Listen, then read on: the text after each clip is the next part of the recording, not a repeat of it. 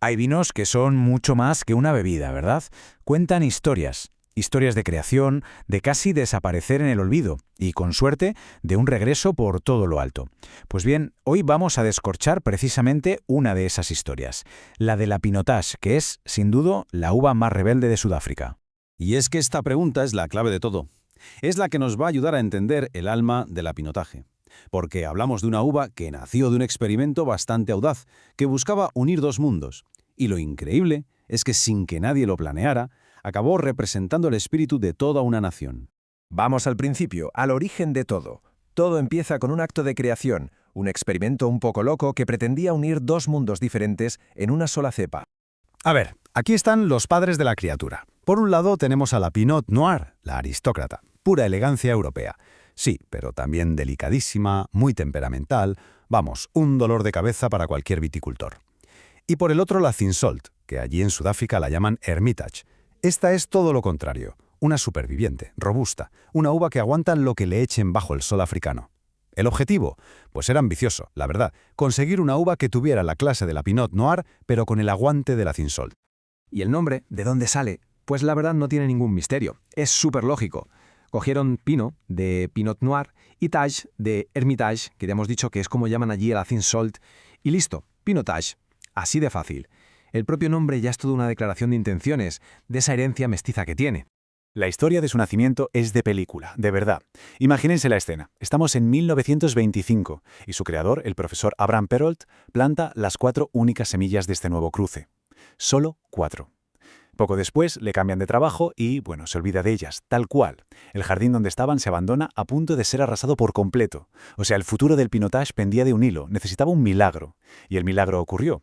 Un joven profesor que por suerte se acordaba del experimento, pasó por allí y rescató las plantitas justo a tiempo. Es increíble pensar que esta historia, por los pelos, casi no llega a contarse. Pero, bueno, aunque el comienzo fue casi un milagro, su historia no fue precisamente un camino de rosas, ni mucho menos. La uva estaba a punto de entrar en lo que podríamos llamar sus décadas perdidas, un largo periodo de incomprensión. El camino hasta que alguien le hizo caso fue larguísimo y lleno de baches. Pensemos que desde que nació en 1925 hasta que el mundo del vino empezó a tomársela en serio, pasaron más de 60 años. Fueron décadas y décadas de lucha por encontrar su propia identidad y, sobre todo, un hueco en el mercado. Y es que el problema principal era que los primeros vinos eran complicados, por decirlo suavemente. Muchas veces olían a cosas raras, como a productos químicos, incluso a quita esmalte de uñas, imagínense. Justo cuando Sudáfrica se estaba abriendo al mercado internacional, los productores pensaron, ¿para qué nos vamos a complicar la vida con esta uva tan rara si podemos plantar Cabernet Sauvignon, que todo el mundo conoce y se vende sola? Y así fue como la Pinotage se convirtió en la oveja negra, en ese secreto un poco vergonzoso de la viticultura del país. Pero claro, en toda buena historia del patito feo tiene que haber un momento de transformación, ¿no? Un regreso épico. Y aquí es donde entra en juego una nueva generación de enólogos y viticultores que dijeron, un momento, vamos a ver qué potencial tiene de verdad nuestra uva. Y ojo, la clave de este renacimiento no fue magia, fue pura ciencia y mucha dedicación. Hubo pioneros como el enólogo Bayer Strutter, que básicamente descifraron el código. Se dieron cuenta de que si reducían la cantidad de uvas por cepa, la planta concentraba todo el sabor en la fruta que quedaba. Calidad en vez de cantidad. Descubrieron también que si fermentaban a temperaturas más altas, magia, esos olores químicos tan feos desaparecían y salían aromas a fruta muy intensos. Y por último, usaron el roble de forma inteligente, no para tapar el sabor, sino para pulirlo, para darle estructura y domar ese carácter salvaje que tenía. Al final, no cambiaron la uva, lo que hicieron fue aprender a entenderla. Y entonces llegó 1991, el año que lo cambió absolutamente todo. En una de las competiciones de vino más importantes del mundo, en Londres, un Pinotage gana el premio al mejor vino tinto, el mejor del mundo. Imaginen el shock en la sala. La uva que todo el mundo había despreciado, esa uva rústica de Sudáfrica, acababa de ganar a los vinos más famosos y caros del planeta. El patito feo se convirtió en cisne de la noche a la mañana. El renacimiento era, por fin, oficial. Vale, ahora que ya sabemos su increíble historia de superación, vamos a lo importante, a lo que de verdad interesa. ¿A qué sabe un buen Pinotage hoy en día? Lo primero, hay que olvidarse de todos esos prejuicios del pasado. Un Pinotage moderno es toda una experiencia, muy complejo, muy envolvente. Lo primero que llega a la nariz es una explosión de fruta negra muy madura, como ciruela, moras, casi como una mermelada.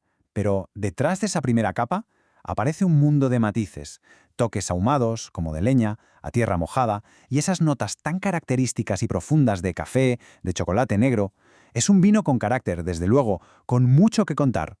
Y justo cuando parece que ya le hemos pillado el truco, la Pinotage va y nos sorprende, porque en medio de toda esa intensidad, de repente puede aparecer un aroma muy particular, a plátano. Sí, a plátano o a fruta tropical. Es como su guiño, su toque excéntrico, la prueba de que definitivamente esta es una uva que va por libre. Y claro, toda esa personalidad tan versátil lo convierte en un vino genial para comer.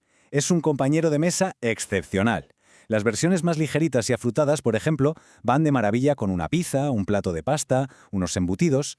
Los que son más potentes, con más cuerpo, están pidiendo a gritos una buena barbacoa, carnes a la brasa, un guiso de los de cuchara. Pero es que incluso hay rosados y vinos dulces de Pinotage. Vamos, que demuestra que se atreve con casi cualquier plato. Y ya para ir terminando, vamos a ver cómo esta uva pasó de ser un experimento casi fallido a convertirse en todo un símbolo para Sudáfrica. Su hogar, su verdadero hogar, está aquí, en el corazón de las regiones vinícolas de Sudáfrica, muy cerca de Ciudad del Cabo. Zonas míticas como Stellenbosch o Paarl son su santuario. Es en estos paisajes donde el sol, que es muy generoso, y esos suelos tan antiguos le permiten sacar a relucir todo ese carácter tan único que tiene. Y este dato es brutal. Ha pasado de ser una uva que la gente arrancaba de sus viñedos a ser la segunda variedad más plantada de todo el país. La segunda. Esto nos da una idea de la recuperación tan increíble que ha tenido y de lo importante que es hoy para la industria del vino en Sudáfrica. Y no solo eso, es que además es el arma de los llamados Cape Blends. ¿Qué es esto? Pues es un estilo de vino tinto típico de allí, una mezcla donde la Pinotage tiene que ser protagonista, aportando todo su carácter único a vinos que también llevan otras uvas como Cabernet Sauvignon o Syrah. Y con esto llegamos al final del recorrido. La historia de la Pinotage es en cierto modo la historia de la propia Sudáfrica metida en una botella, una historia de resiliencia, de buscar una identidad propia y al final de orgullo. Es un vino que nos recuerda algo muy importante, que a veces las creaciones más rebeldes, las que dan más problemas al principio, acaban convirtiéndose en los legados más extraordinarios.